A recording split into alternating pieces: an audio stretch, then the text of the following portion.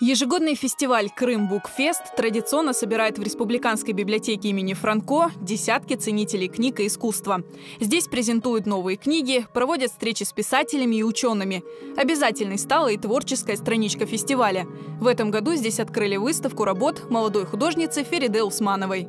У нас представлена выставка молодых художников, которая уже вызвала большой интерес. Это молодые перспективные художники. В читальном зале библиотеки открыта выставка Фериде Усмановой, на которой представлены очень интересные работы. Рисовать Фериде начала еще в раннем детстве, когда ее мама, будучи студенткой музыкального факультета, брала с собой на занятия маленькую дочку. Пока мама занималась музыкой, девочка беспрерывно рисовала.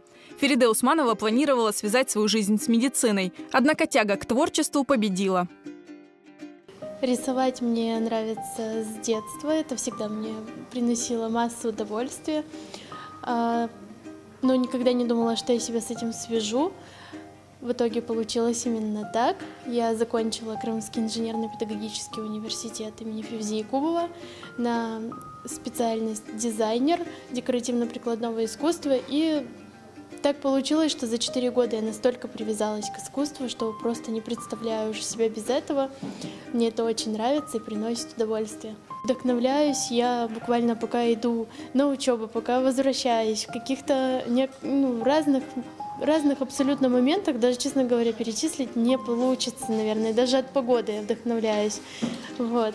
Самое главное – это время. Когда есть свободное время, я сразу бегу, сажусь и начинаю работать.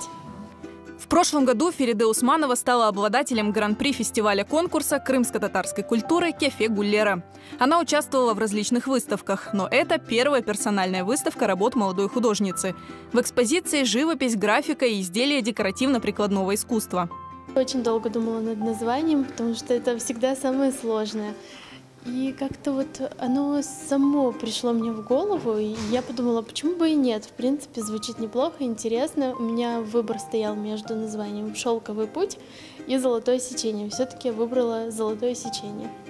Я неоднократно присутствовал на выставках ее работ, особенно когда еще она готовила дипломные работы. Когда я узнал о том, что здесь будет проводиться эта выставка, с превеличайшим удовольствием пришел. И рад, что не ошибся.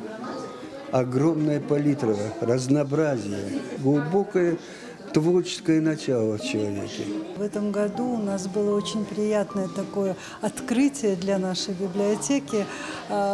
Выставка творческих работ Фериде Усмановой. Это, конечно, очень оригинальные работы, которые, в сущности, наши читатели, наверное, раньше и не видели. И хотелось бы, конечно, это продолжить, чтобы она каждый год у нас выставлялась, и, может быть, даже почаще. Картины оригинальные, просто вдохновляют, можно сказать. Я думаю, что нашим читателям понравится. Для всех желающих Фериде Усманова провела мастер-класс по росписи тарелок. С Фериде мы познакомились 2 года назад в Республиканской библиотеке имени Гаспринского. Именно там я увидела ее работы. И где-то в памяти у меня отложилось, что вот наши читатели и гости библиотеки тоже должны обязательно увидеть эти шикарные работы.